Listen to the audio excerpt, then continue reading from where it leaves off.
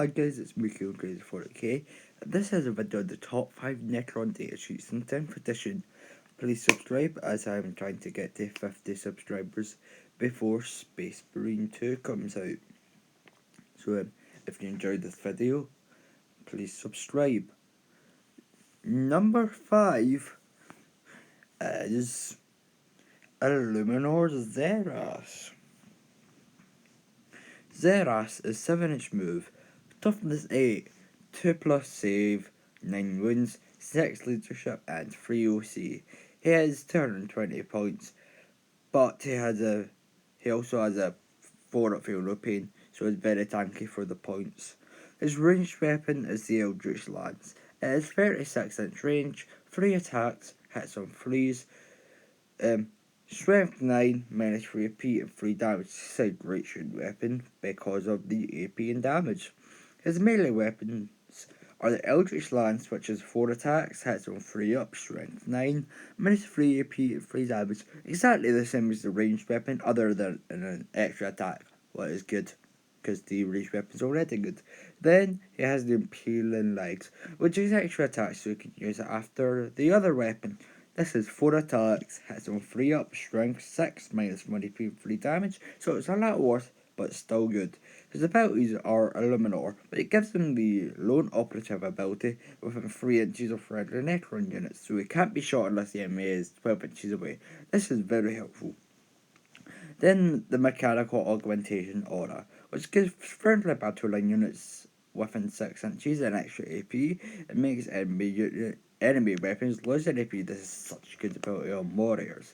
Then the Energy Manipulation Lance, what's at the end of the fight phase is if Ceres destroyed something, add 3 inches to the mechanical augmentation ability for the rest of the game.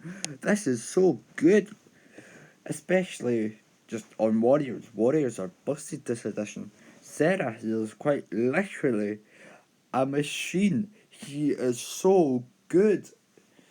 Like, he's probably the best character, I think, personally. Like, he's too good. So, number 4 is the Hex Mark Destroyer. Hex Mark Destroyer is 7-inch move, toughness 5, 3 up save, 5 wounds, 6 up leadership, and 1 OC. Its ranged weapons are the Enigmatic Disintegrator Pistols.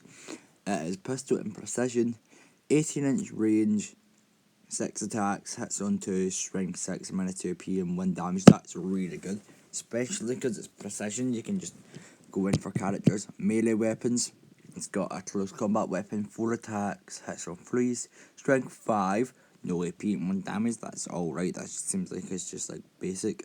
Then it's got Deep Strike and Lone Operative, which means it can't I can only be attacked within 12 inches. Inescapable Death. Once per turn, 1 unit from your army with this ability can be targeted with the Fire Overlord stratagem for 0 CP. Even if you've used that stratagem on a different unit this phase, in addition, each time you target this unit with the Fire Overlord stratagem, while resolving that stratagem, hits onto us. That's so good. And that multi-threat eliminator, this is what makes it really good. Each time an enemy model targets a friendly Necrons unit within 3 inches of this model with ranged attacks. After that enemy is shot, this model can shoot as if it was your shooting phase. Each time you can just ability that is so good. People be running 2 or 3 Hex Mark Destroyers, just and shoot all of them. You know, each time. That's sick. That's so good. It's crazy. It's also 70 points. It's really good for 70 points. Why is it 70 points? It's too good for that. Like, come on, it should be like 90 or something, I don't know. Because it can just shoot and shoot and shoot and shoot. It can always shoot. Like, if you just make a big just put everything with the just put the Hex Mark Destroyer at the front. Oh, put that at the front and put everything within 3 inches of it. Just infinite shooting. So number 3 is the Hex Heavy Destroyers. The Locust Heavy Destroyers are 7-inch movement, toughness 6, 3 up save, 4 wounds, leadership of 7 and 2 OC. You can run 3 of them for 135 points. You can run 1 for 45 and 2 for 90. I think that's too cheap. So let's start on with the Mythic Exterminator. 36-inch range, 6 attacks, hits on freeze, strength 6, minus 1 AP, 1 damage. It's heavy, rapid fire 6. So if you're within 18 inches, 12 attacks and sustained hits 1, that's a lot of attacks. That minus 1 AP, 1 damage, that's alright. But there's also the Ghost Destructor, which is for 8-inch range, 1 attack, hits on freeze, strength 14, minus 4 AP, 6 damage. And it's also lethal hits. So on a 6, automatically wounds. You get really lucky wound. Then melee weapons, close combat weapon, 2 attacks, hits on 3, strength 4, no AP, 1 damage. Alright, just basic. And then its abilities: optimized for slaughter. Each time a model in this unit makes an attack with an Mythic Exterminator against an infantry unit, reroll a wound roll 1. Each time a model in this unit makes an attack with a Ghost Destructor against a vehicle or monster, reroll a wound roll 1. That's really good. So you probably want probably get 2 Mythic Exterminators and the Ghost Destructor if you run them in freeze. That's what I would do personally. And the reason it's this high is just because it's just loads of attacks, and it's also quite tough to get off the board. You know, especially if you run 3, because that's 12 wounds altogether. They're quite tanky. And you know, the Ghost Destructor exists. Yeah, Mythic Exterminator is also good, but yeah, I just think it's busted, in my opinion. So next, at number 2, is the Canoptech Doomstalker. Canoptech Doomstalker, 8-inch movement, toughness 8, no, 7-inch movement, sorry, toughness 8, 3 up save, 12 wounds, leadership of 8, and 4 OC, not the best leadership, but that doesn't matter because it's the Canoptech Doomstalker. So it's melee weapons, no, ranged weapons, Doomsday Blast, D6 plus 1 attacks, it's also blasting heavy, hits on 4 up, strength 14 minus 3 AP and 3 damage. Then Twin Ghost Flare, lethal hits, rapid fire 1, twin light, 1 attack, or 2 if it's within 12, hits on 4, strength 4, no AP, 1 damage. Then its melee weapons are the Doomstalker limbs, 3 attacks, 2 hits on 4s, ups, strength 6, no AP, 1 damage. Then it's about a sentinel construct. Each time you target this unit, fire overwatch direction will resolve in it, and unmodified your scope hits are scored on unmodified hits rolls of 5. So you hit on 5s instead of 6s. That's really good. I think it's just really good at him. And it's also that if it has 1 or 4 wounds remaining, minus 1 for the hit roll. It's very, very tanky. Just put it at the back objective, and because how tall it is, you'll basically be able to shoot at anything. Because of how far, and then you can shoot the fire overwatch strategy too. It's crazy. I think it's just really good. Just to have at the back on your back objective and just have it there, shooting Doomsday Blasts at anything that it sees. Because it's a really tall model. Oh yeah, it's also how many points is it? 125 points. That's not terrible. It's so good that just sitting on back objective, shooting anything that moves within range of it. It's really good in my opinion. I think it's number 2.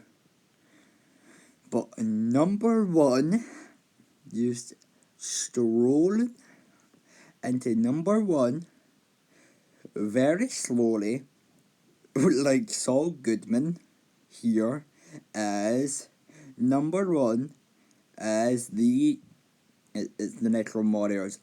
I think it's quite obvious it's the Necron Warriors. The Necron Warriors are busted. Like, they're way too good. So, movement of 4 up, movement of 5, toughness 4, 4 up save, 1 wound, leadership 7 up, and 2 OC. Its weapons are the Geist Slayer, which lethal hits and rapid fire 1 shot, 4 ballistic skill strength, 4 no OP, 1 damage. Then there's the Ghost Reaper, what is lethal hits on 2 attacks, hits on 4 up, strength 5, minus 1 OP, 1 damage. Both are good. I would probably go for the Ghost Reaper, but you know, it's my opinion. Melee weapons are close combat weapon, 1 attack, hits on 4s, ups, strength 4, no AP, 1 damage. Its abilities. Their number is Legion. Each time this unit's reanimation protocol activates, reanimate D6 wounds instead of D3, unless it's in range of an objective marker you control. In which case, it reanimates D3 plus 3 wounds instead. So if you're on it's also 120 for 10 and 240 for 20 in a squad. They're way too good. They can just come up. They're basically impossible to kill, and especially with their 2 OC, they're just really hard to kill. 7 up leadership, maybe not as good, but you know, you're basically, if you're on an objective, always reanimating at least minimum of 3, and if not, still D6. It's crazy. They're here just because how good they are, and then you can and they're and if you put a unit, if you put a character in them, the character's basically immortal because you're always reviving them, unless there's unless there's precision, but that doesn't matter much when you can still revive the character. Like, any character you put in this is like, you need to get really lucky to kill it. That's like, it's crazy. So that's why I put the Necron Warriors at number 1, mainly just because how good they are at just keeping the characters alive. Like, put a character in them, you don't want to die, they're immortal. Like, come on. Thanks for watching this video, guys. Please subscribe if you enjoyed it, because as I said at the start, I am trying to get to 50 subscribers before Space Marine 2 comes out, so I can stream it for you guys. Also, like, if you want, but personally, I would prefer subscribing. See you guys at the next video. Goodbye. I'm not sure what next video will be, but you'll hopefully be watching it. Goodbye, guys and gals and non-binary pals. I cut the Russia's channel, right? But why? How? Why, Games Workshop? Why did they come? Why did you let them come back as a Necron? Like, Necrons, warriors especially, do not have feelings. It's only overlords that can feel pride. So why did you bring them back? And I'm pretty sure a Necron warrior. I like the Emperor's Children, Scream and all that, but like, come on, he should not have came back as a Necron. That is the most, I guess, for the kid, but like, come on, Games Workshop. Why? Dumb mistake, in my opinion.